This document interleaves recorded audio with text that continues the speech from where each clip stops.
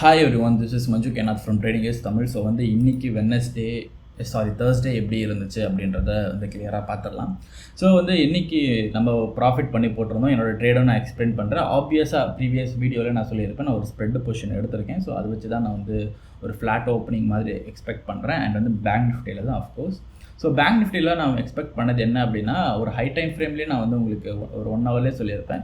இந்த இம்பேலன்ஸை நான் ப்ரையாரிட்டைஸ் பண்ணுறேன். பிகாஸ் 50,000 மேஜர் செல்லிங் இருக்குது அப்படின்னா அப்கமிங் டேஸில் இதுக்குள்ளே மார்க்கெட்டை ரிவால்வ் பண்ண பார்ப்பாங்க. அட்லீஸ்ட் ட்ரை ஆகும். இல்லைனா இந்த இம்பேலன்ஸை கிளியர் அவுட் பண்ணுறதுக்கான ஒரு ஒரு ஒரு ஒரு ட்ரை இருக்கும். அது சக்சீட் ஆகலை, பட் ட்ரை இருக்கும். ஸோ அதுக்கேற்ற மாதிரி தான் நான் ஒரு பொசிஷன் எடுத்திருந்தேன். நடுவில் லீவு வேறு இருக்குது, 1 டே லீவ் இருந்துச்சுன்னு சொல்லிட்டு ஸ்ப்ரெட்டு தான் எடுத்திருந்தேன். ஸோ நமக்கு ஏற்ற மாதிரி பார்த்தா மார்க்கெட்டும் நடந்திருக்கு. ஆனால் 1 ஹவரில் பாருங்கள், ஜஸ்ட் இப்போ தான் அகேன் நோட்டீஸ் பண்ணுறேன், ஃபுல்லாக ஸ்டார் தான், ஃபுல்லாக ஸ்டார்.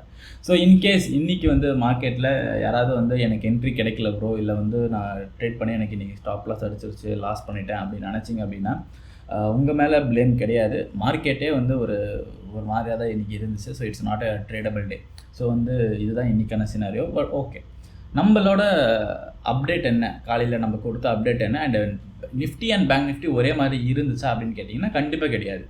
இன்றைக்கி உங்களுக்கு டவுட் இருக்கலாம், நிஃப்டி அண்ட் பேங்க் நிஃப்டி ஏன் ப்ரோ ஒரே மாதிரி இல்லை இன்றைக்கி இது அதாவது ஜஸ்ட்டு 15 மினிட்ஸுக்கு போய்க்கிறேன். 15 மினிட்ஸில் பார்த்தீங்கன்னா பேங்க் நிஃப்டி டவுன் ட்ரெண்டில் வருது.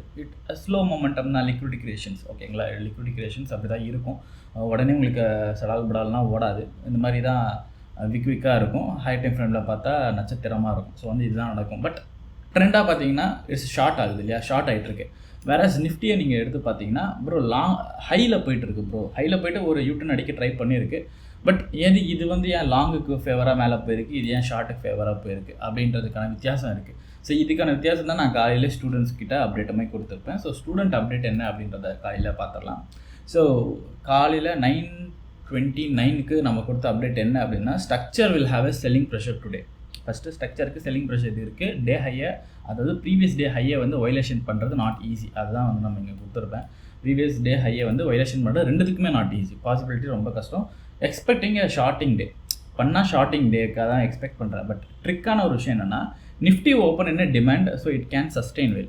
டிமாண்டில் இன்றைக்கி பேங்க் நிஃப்டியை விட்டுருங்க, நிஃப்டியை ஜஸ்ட் ஒரு 1 ஹவர் போய்க்கலாம். 1 ஹவர் போனீங்கன்னா நல்ல ஒரு டிமாண்ட் தான். உங்களுக்கு இன்னும் பிளாக் கண்ணுக்கு தெரியல அப்படின்னா ரிஃபைன் பண்ணலாம், ஒன்றும் பிரச்சனை இல்லை. 30 மினிட்ஸில் போனால் கூட உங்களுக்கு ரிஃபைன் ஆகும். ஸோ 30 மினிட்ஸில் பார்த்தீங்கன்னா கூட உங்களுக்கு ஒரு டிமாண்டில் மார்க்கெட் ஓப்பன் ஆகிட்டு அங்கேருந்து சஸ்டெயின் ஆகிட்டு ஏறி இருக்குது, நல்ல இம்பேலன்ஸாக ஏறி இருக்குது. ஸோ நமக்கு சஸ்டெயின் ஆகும். ஸோ நிஃப்டிக்கு அந்த பிரச்சனை கிடையாது உடனே ஷார்ட் பண்ணுறது. இன்கேஸ் இங்கே நம்ம ஷார்ட் பண்ணணும் அப்படின்னா இதோட ப்ரையாரிட்டிஸ் என்ன அப்படின்னா, இங்கே இருக்கிற மேஜரான இம்பேலன்ஸை கிளியர் பண்ணுறதா தான் இருக்கும். இங்கே இருக்கிற இம்பேலன்ஸை கிளியர் பண்ணிவிட்டு ஒன்று ஷார்ட் ஆகணும், ஆர்எல்ஸ் இங்கேருந்தே மார்க்கெட் வீக் ஆகிட்டு இங்கே ஹைலே பிபி ரியாக்ஷன்ஸ் நடந்துட்டு மார்க்கெட் கீழே வரணும். ஸோ நிஃப்டிக்கான கால்ஸ் என்ன அப்படின்னா, நிஃப்டி நம்ம எடுக்கணும் அப்படின்னா கரண்ட் டே லோவை உடச்சா மட்டும் ஷார்ட்டிங் போகலாம். ஆனால் பேங்க் நிஃப்டி என்ன அப்படின்னா ஆல் டைம் ஹையஸ்ட் ஸ்வீப் பண்ணியிருக்கு. ஸோ நம்ம ப்ரீவியஸ் வீடியோவிலே சொன்ன மாதிரி, நம்ம டியூஸ்டே வீடியோவிலே சொன்ன மாதிரி மார்க்கெட் இந்த இம்பேலன்ஸை ஃபில் பண்ணணும்.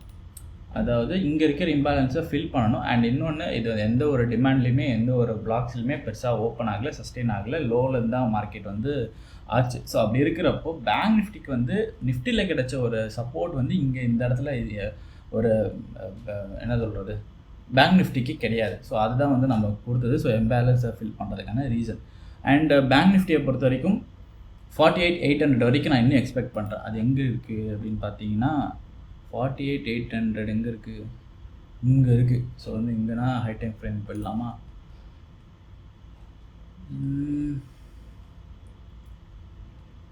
இங்கே வரைக்குமே இருக்குது. ஸோ இந்த ஃபுல்லாக பிபி வரைக்கும் நான் கன்சிடர் பண்ணியிருக்கேன். இங்கே வரைக்குமே ஃபில் ஆகிறதுக்கான வாய்ப்புகள் இருக்குது.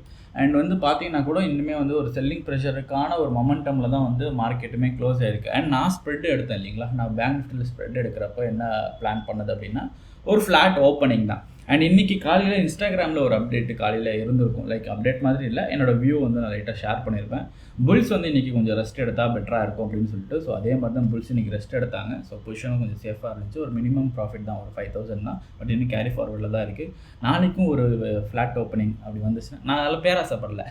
அதாவது கீழே ஓப்பன் ஆச்சு, கேப் டவுன் ஓப்பன் ஆச்சுன்னா ப்ராஃபிட் வரும். பட் நான் வந்து அந்த அளவுக்கு பேராசெல்லாம் பண்ணல. எனக்கு ஃப்ளாட் ஓப்பனிங் வந்தாலே போதும். நான் அந்த ப்ரீமியம் டிகே மட்டும் இப்போதைக்கு கலெக்ட் பண்ணிக்கிறேன். வியூ ஸ்ட்ராங்கராக இருக்கிறப்போ நான் வந்து இது பண்ணிக்கலாம் அப்படின்னு ஒரு பிளானில் இருக்கேன். அண்ட் வந்து இன்றைக்கி ஒரு ஆப்ஷன் பையிங் ட்ரை பண்ணலான்னு ஒரு பிளான் இருந்துச்சு. ஆக்சுவலாக சொல்லப்போனால் இன்றைக்கி வந்து ஒரு ஆப்ஷன் பையிங்க்கான பிளான்ஸ் வந்து இன்றைக்கி இருந்துச்சு. நான் வந்து 49,600 ரேஞ்சஸ் இந்த இடத்துல வந்தால் ஷார்ட் பண்ணலாம் அப்படின்னு ஒரு பிளான் இருந்துச்சு. மேலே இம்பேலன்ஸ் இருக்குது, வெல் அண்ட் குட்.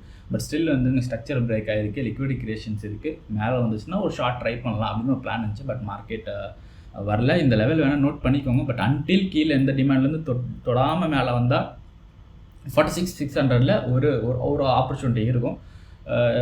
அது எப்படி நடக்குதுன்னு நம்ம நாளைக்கு ஓப்பனிங்கில் தான் தெரியும். இப்போ ஏன்னா நமக்கு ஓப்பன் ஆனால் தான் நமக்கு வந்து கிளியர் வியூ கிடைக்கும். வேறாஸ் நிஃப்டியில் வந்து இந்த ப்ரீவியஸ் டேயில் பண்ண இம்பேலன்ஸை கிளியர் பண்ணிவிட்டு இங்கே இருக்கிற ஈக்குவலான ஒரு விஷயத்தை பேலன்ஸ் பண்ணிடுச்சு. நல்லா பார்த்தீங்கன்னா ஐடிஎஃப்பில் வந்து நல்லா உங்களுக்கு ஒரு பேலன்ஸ் இருக்கும். இதோட டாஸ்க் வந்து இந்த இம்பேலன்ஸை கிளியர் பண்ணுறது அண்ட் வந்து பேங்க் நிஃப்டிக்கும் கீழே இருக்கிற இம்பேலன்ஸை கிளியர் பண்ணுறது. உங்களுக்கு புரியுதுங்களா? இதுதான் நடக்குது. பட் என்னென்னா ட்ரெண்டு சேஞ்சாக இருக்குது. மேலே ஒரு இம்பேலன்ஸ் இருக்குது, கீழே ஒரு இம்பேலன்ஸ் இருக்குதுன்னு.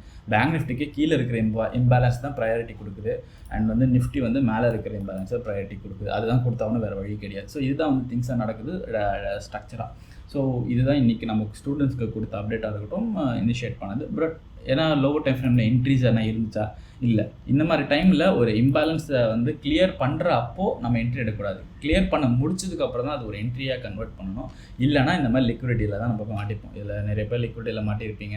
ஸோ வந்து அந்த தப்பெல்லாம் பண்ணாதீங்க. லிக்விடிட்டி நல்லா கிரியேட் ஆகிட்டு லிக்விடிட்டியெல்லாம் கலெக்ட் பண்ணதுக்கப்புறம் பிளாக் மிட்டிகேஷன் நடந்துச்சுன்னா என்ட்ரிக்கு போகிறது ஒரு ஒரு ஒரு பெனிஃபிட். அவ்வளோதான். இதுக்கு மேலே இன்றைக்கி சொல்கிறதுக்கு ஒன்றுமே கிடையாது. நாளைக்கு என்ன வியூ, நேற்று முந்தினத்தெல்லாம் நாளைக்கு வியூ எதுவுமே சொல்லலை அப்படின்னு ஒரு கம்ப்ளைண்ட் வந்துச்சு எனக்கு. ஸோ வந்து அதை பற்றி லைட்டாக பேசிடலாம். இப்போதைக்கு ஸ்ட்ரக்சர் கொஞ்சம் வீக்கராக தான் இருக்குது. நான் இன்றைக்கி ஸ்டூடெண்ட் கொடுத்த அப்டேட் மாதிரி தான் ப்ரீவியஸ் டே, அதாவது April 30th, ஓகேங்களா, டேட்டை நோட் பண்ணிக்கோங்க. அதில் வந்து ஒரு நல்ல ஸ்வீப், அதாவது ஆல் டைம் ஹையில் நடந்த ஒரு ஸ்வீப். ஸோ அந்த ஸ்வீப் நடந்ததுனால அவ்வளோ சீக்கிரம் அதை வைலேட் பண்ணுறதுக்கு பவர் தேவைப்படும். பவர் வந்து க்ரியேட் பண்ணணும். பவரை க்ரியேட் பண்ணணும் அப்படின்னா லிக்விடேஷன் வந்து இன்னும் நல்லா ஸ்ட்ராங்கராக ரிஜிஸ்டர் ஆகணும். அது பண்ணால் தான் அந்த ஹையை எடுக்க முடியும். இல்லை அப்படின்னா அந்த லிக்விடிட்டி கலெக்ட் பண்ண லிக்விடிட்டி எடுத்து டீப் டவுனாக இறங்குறதுக்கான பாசிபிலிட்டி நிஃப்டியில் இருக்குது. அண்ட் பேங்க் நிஃப்டியை பொறுத்த வரைக்கும் இங்கே ஓப்பன் ஆகலை. பேங்க் நிஃப்டியை பொறுத்த வரைக்கும் நல்ல ஸ்வீப் அடிச்சிருக்கு. நான் எப்பயுமே பிலீவ் பண்ணுறேன். நான் இந்த 50,000 ஒரு தியரி வந்து அன்றைக்கி ப்ரீவியஸ் வீடியோவில் சொல்லியிருப்பேன். அதுக்கு எனக்கு நிறையா வந்து இன்ஸ்டாவில் மெசேஜ் பண்ணியிருந்தீங்க. இந்த பெர்ஸ்பெக்டிவில் பார்க்கறது நல்லாயிருக்கு ப்ரோ அப்படின்னு நிறைய பேர் சொல்லியிருந்தீங்க. ரொம்ப தேங்க்யூ. இருக்கலாம், இல்லாமல் இருக்கலாம். பட் நம்ம ஒரு பிளானோட போனோம், நம்ம ஒரு தியரியோட போனோம். அப்போ தான் வந்து பேக்கப் பிளானை எதனா ஒன்று வச்சு மூவ் பண்ணி அப்படி தான் மார்க்கெட்டில் சஸ்டெயின் பண்ண முடியும். பிளைண்டாக வந்து நான் இதை லேர்ன் பண்ணிட்டேன், அதை லேர்ன் பண்ணிட்டேன்லாம் போனாலாம் மார்க்கெட் வந்து நம்மளை போட்டு பழந்துடும். So don't do that. So வந்து பேங்க் நிஃப்டியோட வியூ என்னென்னா, மேஜராக எனக்கு இந்த இம்பேலன்ஸ் வந்து இன்னுமே கண்ணில் உறுத்திக்கிட்டு இருக்குது. அது கிளியர் ஆச்சுன்னா பெட்டர். பட் இங்கே பிபி இருக்குது. பிபி வந்து ரியாக்ட் ஆனாலும் இன்னும் கொஞ்சம் ஸ்லைட் ஷார்ட் இருக்குது. நல்ல ஸ்வீப் நடந்திருக்கு. கொஞ்சம் ஷார்ட்டை எதிர்பார்க்குறேன். அன்டில் அதே நான் சொன்ன மாதிரி 48,800 வரைக்கும் கொஞ்சம் ரொம்ப தள்ளி தான் சொல்லியிருக்கேன். ஏன்னா அதுக்குள்ளே பிபி நடந்துட்டு மேலே, ஏன்னா எந்த டைம் ஃப்ரேமில் பேலன்ஸ் என்னாஃப்னு நினச்சி அவங்க புஷ் பண்ணுவாங்கன்னு நமக்கு தெரியாது. அண்ட் இன்னொரு பிளான் வந்து இன்னுமே ஹையில் பிளான் பண்ணுறாங்களான்றது நமக்கு தெரியாது. இப்போதைக்கு பார்க்குறப்போ இன்னும் கொஞ்சம் ஷார்ட்டிங்க்கு ப்ரிஃபரபுளாக இருக்குது. பட் ஷார்ட்டிங் வந்து உங்களுக்கு பெரிய கேண்டலாக விழுமா அப்படின்னு கேட்டிங்கன்னா அது எனக்கு சரியாக தெரியல. மேபி கவுண்டராக இருக்குது இல்லையா, கவுண்டர் வந்து சம்டைம்ஸ் கவுண்டரை வந்து ட்ராப் பண்ணணும் அப்படின்னு நினச்சாங்கன்னா பெரிய ஹியூஜ் கேண்டில்ஸ் விடுவாங்க. லைக் இங்கே எக்ஸாம்பிளுக்கு தான் எதுவும் கிடைக்காது. ஸோ ஹியூஜ் கேண்டில்ஸ் வச்சுக்கோங்க, ஓகேங்களா. இன்கேஸ் நாளைக்கு இங்கேருந்து பெரிய கேண்டில் கீழே விழுதுன்னா அப்படியே வந்து அது ஒரு ட்ராப்பாக கன்வெர்ட் பண்ணுவாங்க. அது இப்போ நிறைய பேர் வந்து ஒரு நாளைக்கு பெரிய ஃபால் வந்துச்சுன்னா மார்க்கெட்டு ட்ரெண்டு திரும்பிருச்சு, கிராஷ் கிரேஷன்லாம் பேசுவாங்க. ஸோ அந்த மாதிரியெல்லாம் அந்த மாதிரிலாம் இதை கன்சிடர் பண்ணாதீங்க. அதுமாரி ட்ராப்பாக இருக்கும். லைக் என்னென்னா பெரிய ஃபால் விடுவாங்க, க்ளோசிங்கில் இங்கேருந்து ஒரு சின்ன விக்கு மட்டும் விட்டுட்டு மேலே புல்லிஷாக முடிச்சிடுவாங்க. ஸோ இதெல்லாமே நடக்கும். ஸோ வந்து சைலண்ட்டாக வந்து ஒரு செல்லிங் ப்ரெஷர் இருக்குன்றது என்னோடய வியூ இருக்குது. பட் நாளைக்கு ஓப்பன் ஆகிறத பொறுத்து தான். எனக்கு எப்போ பொறுத்த வரைக்குங்க இது வந்து நிறைய பேர் கேட்பாங்க. பட் அப்படியெல்லாம் சொல்ல முடியாதுல்ல.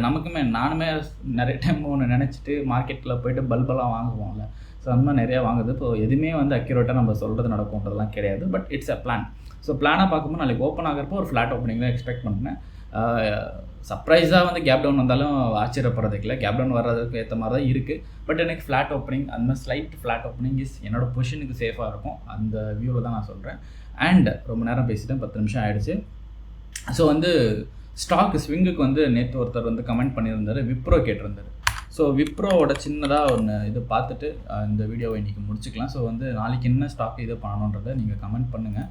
ஸோ டேலே வச்சுக்கலாம். விப்ரோ ரொம்ப நாள் ஆச்சு பார்த்து.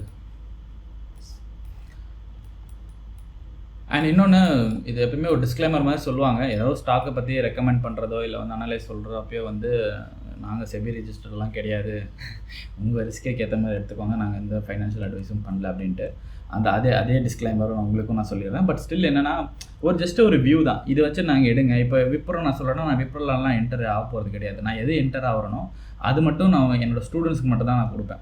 இங்கே வந்து பப்ளிக்காக கேட்குறது, பப்ளிக்காக நீங்கள் கமெண்ட் பண்ணுறதை எடுத்து தான் நான் உங்களுக்கு ரிஃப்ளெக்டாக சொல்கிறதுனால இப்போ சொல்கிறேன். விப்ரோவில் நான் இங்கே வந்து ஒரு இடத்துல வந்தால் என்டர் ஆகலாம். நேற்று பாட்டா சொல்லியிருந்தேன் ப்ரீவியஸ் வீடியோவில்.